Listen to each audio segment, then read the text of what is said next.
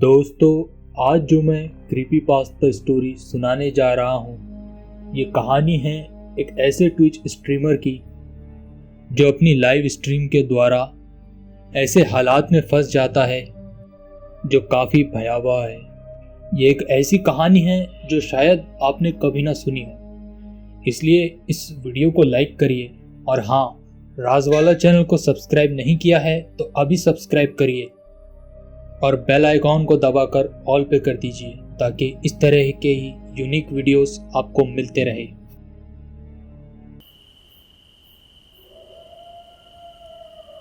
मैं ट्विच के कई बड़े स्ट्रीमर्स में से हूँ और मैं सभी तरह के गेम्स खेलता हूँ। मेरी स्ट्रीम्स में लगातार 20,000 से ऊपर ही व्यूअर्स रहते हैं और मैं जो करता हूँ मुझे वो काफ़ी पसंद भी है। मैं जहां आज हूं वहां पहुंचने में मुझे काफ़ी साल लगे हैं और ऐसा कोई दिन नहीं है जब मैं सोचता हूं कि मैं इसके अलावा कुछ और करता। लेकिन ये सब पिछले फ्राइडे को बदल गया। उस दिन स्ट्रीम में कुछ ऐसे हुआ जिसने मुझे पूरा हिला डाला। स्ट्रीम तो नॉर्मली स्टार्ट हुई थी। मैंने अपना फेस कैम शुरू किया और ट्विच का इंटरफेस चालू किया और लाइव चला गया।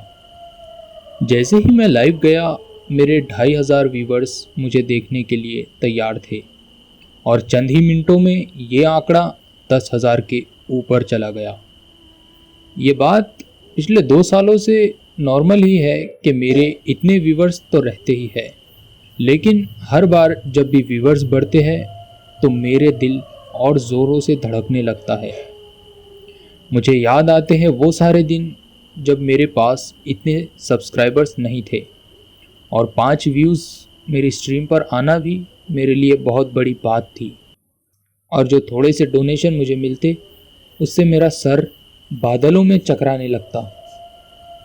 मैंने अपनी चैट में सबको हेलो कहा और उसके बाद एक बड़ा अनाउंसमेंट किया कि आज की स्ट्रीम में न मैं सिर्फ उनकी पसंद का गेम खेलने वाला हूँ, बल्कि उन्हीं में से रैंडम सब्सक्राइबर्स के साथ मैं वो गेम खेलूँगा।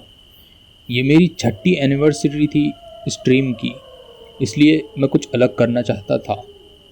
जाहिर है इसका रिस्पॉन्स काफ़ी अच्छा था। चैट बोर्ड के अंदर जब मैंने देखा तो सारे कमेंट्स और इमोजीज इसके फेवर में ही थे। इतने सारे लोग चैट कर रहे थे कि मेरी आंखें उन्हें देख भी नहीं पा रही थी। ये इवेंट काफ़ी सक्सेसफुली शुरू हुआ।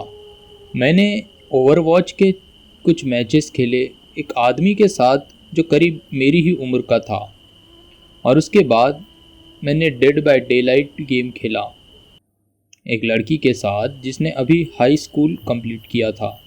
और इसके बाद मेरे व्यूवर्स 50,000 के भी ऊपर पहुंच गए और वो 1 लाख तक भी पहुंच सकते थे, लेकिन अगर वो ना होता। ये सब तब शुरू हुआ जब मैं उस दिन तीसरे सब्सक्राइबर के साथ खेल रहा था। ये एक 7 साल का लड़का था जिसका नाम टैनर था। उसने मेरे डिस्कॉर्ड सर्वर पर ज्वाइन होने के बाद कहा, हेलो डी। उसने मुझे मेरे नाम के बजाय मेरे निकनेम से पुकारा। मैंने उसे हे बड़ी कहा। टैनर की आवाज़ सुनते ही मैं समझ गया था कि ये 10 साल से छोटा ही होगा और किसी वजह से मैं ये भी सोच रहा था कि मैं इसे डिस्कनेक्ट कर दूं और किसी दूसरे के साथ जो ज़्यादा उम्र वाला हो के साथ खेलूं। ऐसा नहीं है कि मैं बच्चों को पसंद नहीं करता, लेकिन वो स्ट्रीम थी और मैं नहीं चाहता था कि इससे उसे कोई नुकसान पहुँचे या लोग चैट के अंदर क्या लिखें इससे भी कहीं वो अपसेट ना हो जाए। जब मैं अपनी चैट्स की तरफ बढ़ा तो मैंने देखा कि वहाँ सारे पॉजिटिव कमेंट्स ही थे।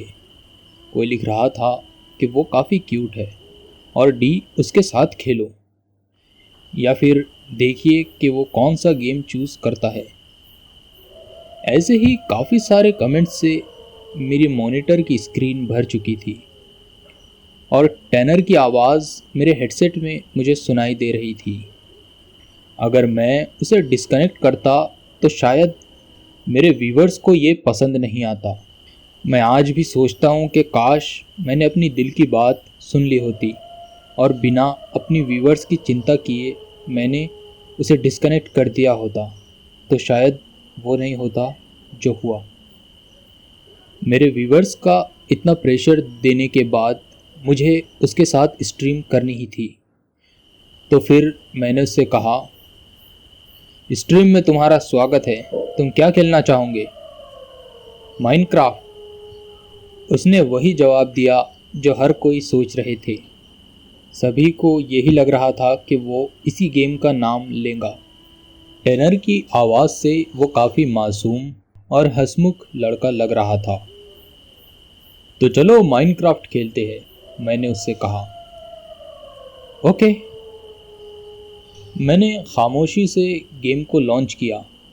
हालांकि एज ए प्रोफेशनल मुझे चाहिए था कि मैं उससे कोई बातचीत करता, लेकिन उस उम्र के लड़के से क्या बात की जाए मेरी समझ नहीं आ रहा था।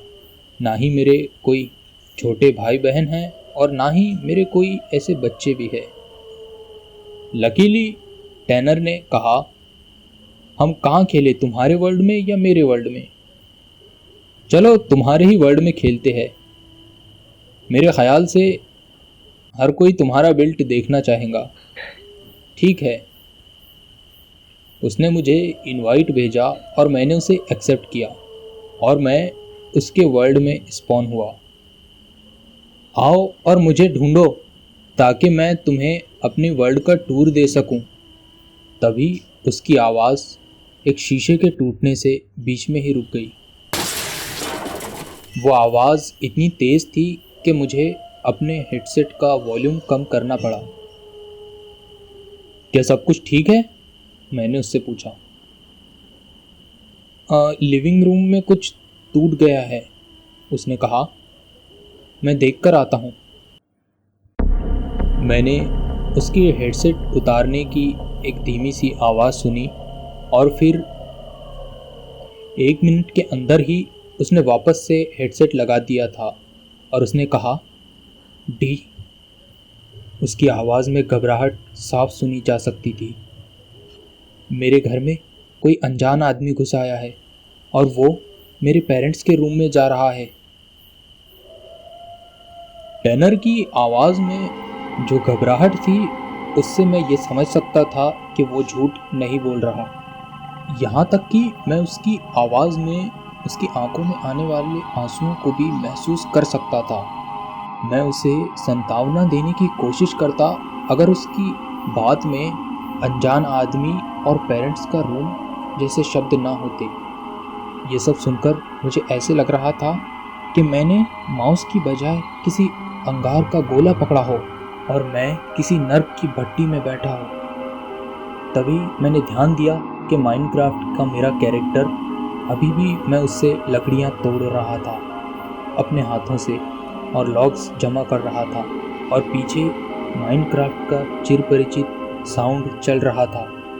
तभी मैंने अपने होश संभाले और मैंने गेम को बंद कर दिया।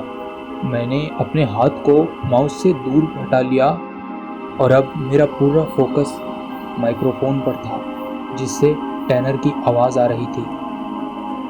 स्ट्रीम के दौरान मैं जिस भी चीज़ की चिंता किया करता था मैं उन सब को अनदेखा करके मैं इस बच्चे की मदद करना चाहता था।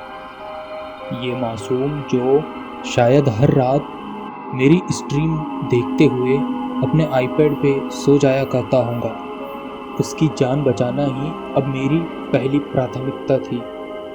टैनर, मैंने कहा, तुम्हें जल्दी से पुलिस को फ़ोन लगाना चाहिए।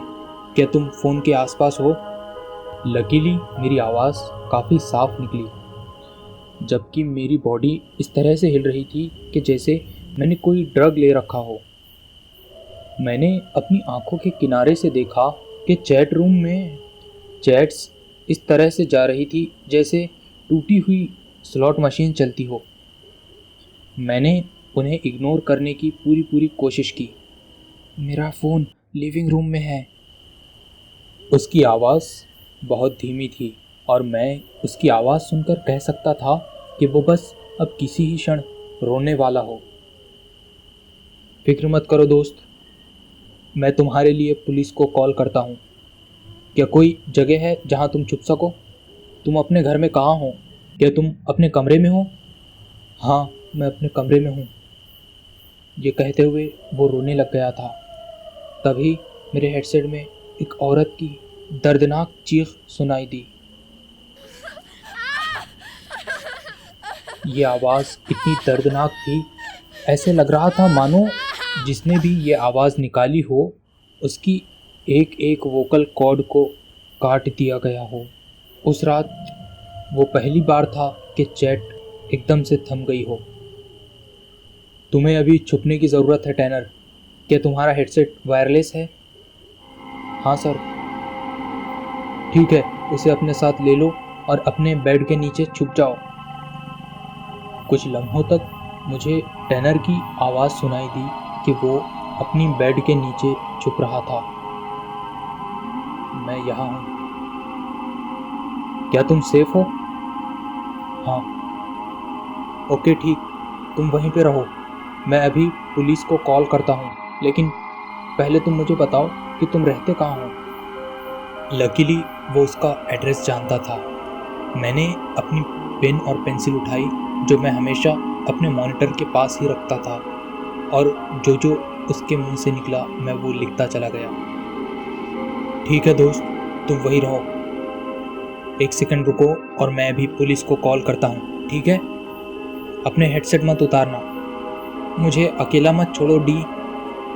उसकी आवाज़ में इतनी भावनाएं थी कि एक वक्त को मुझे लगा कि मैं पुलिस को इग्नोर करके डिस्कॉर्ड पर उसी से बात करता रहूं, लेकिन मेरी वो फीलिंग एक आदमी की चीख सुनकर ख़त्म हो गई।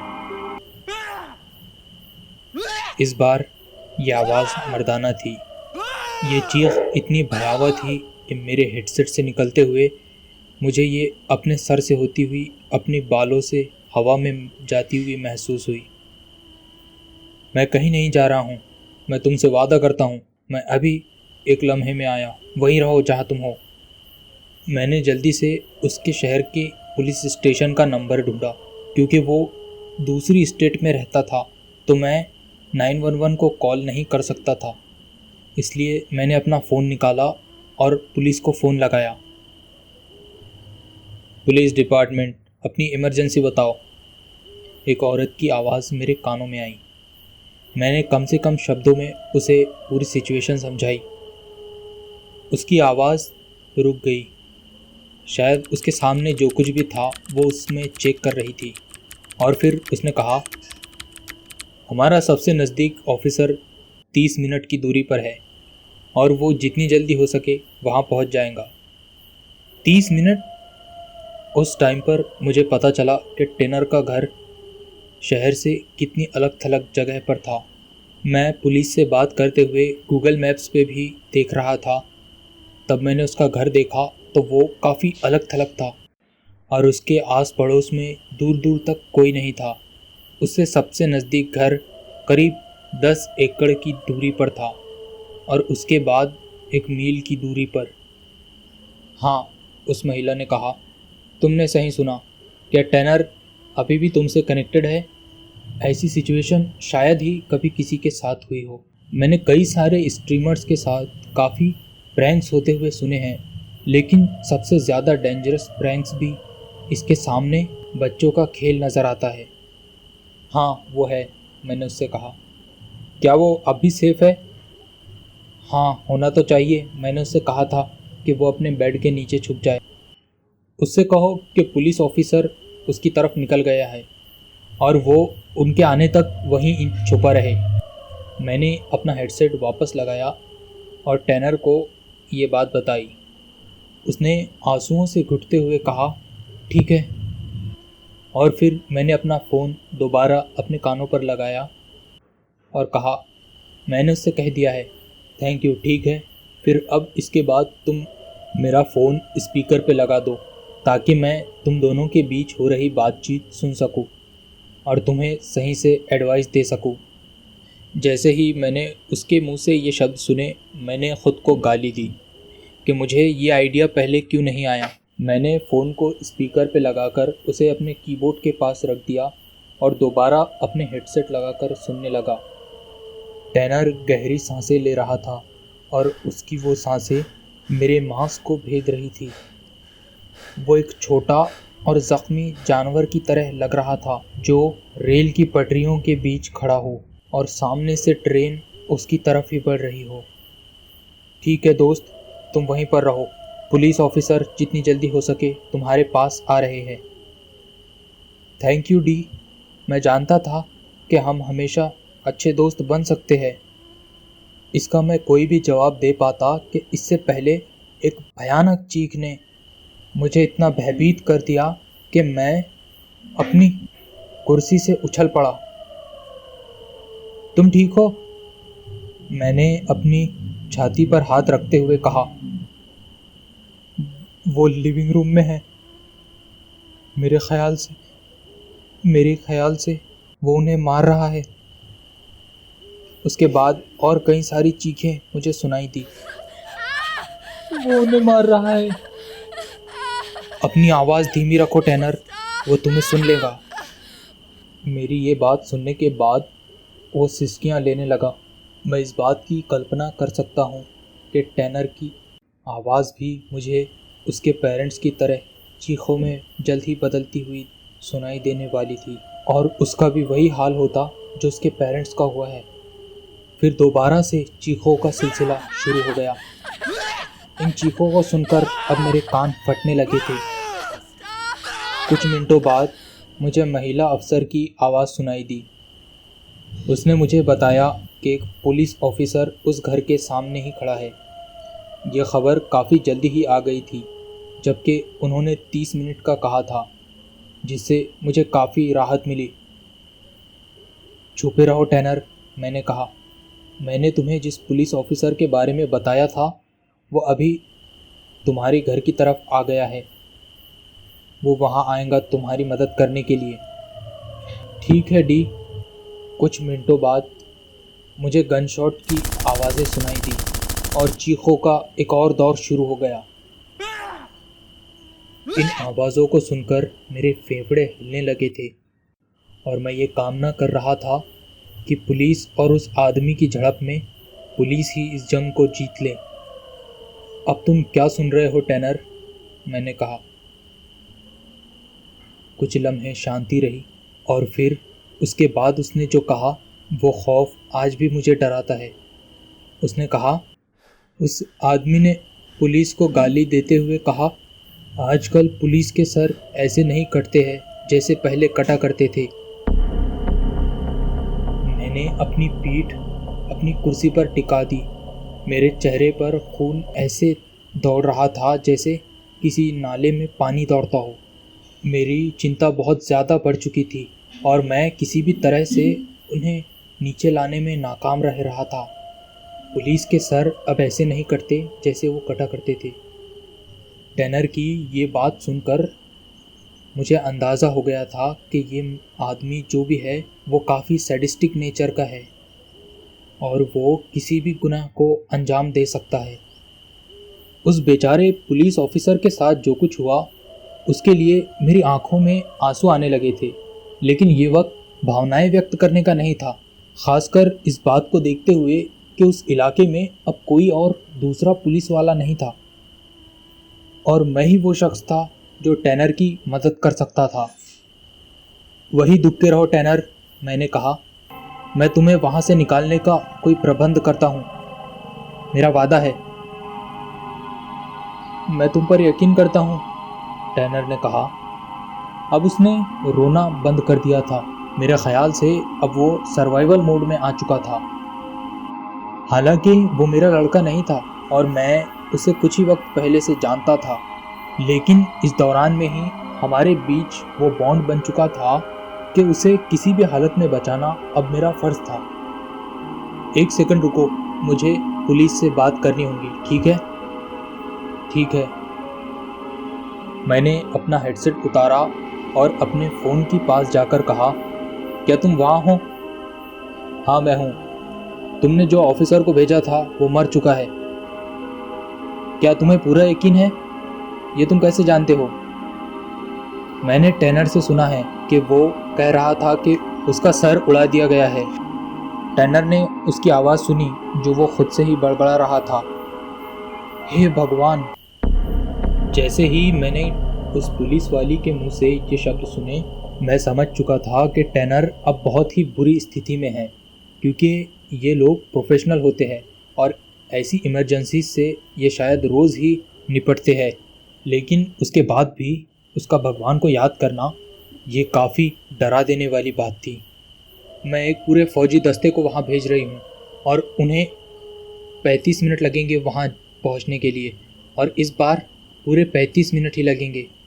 पिछली बार हम लकी थे कि ऑफिसर ब्रुंसविक वहाँ जल्दी से पहुँचने में सफल रहे थे, लेकिन जो दस्ते को मैं भेज रही हूँ वो अभी टाउन में है और वहाँ पहुँचने तक उसे काफ़ी वक्त लगेगा। मैंने ऑफिसर ब्रुंसविक की बॉडी की कल्पना की कि वो टैनर के लिविंग रूम में खून से सनी और बिना सर के पड़ी होंगी। इस स्थिति में वो चाहे जो हो, लेकिन लकी तो बिल्कुल नहीं था। हमें क्या करना चाहिए?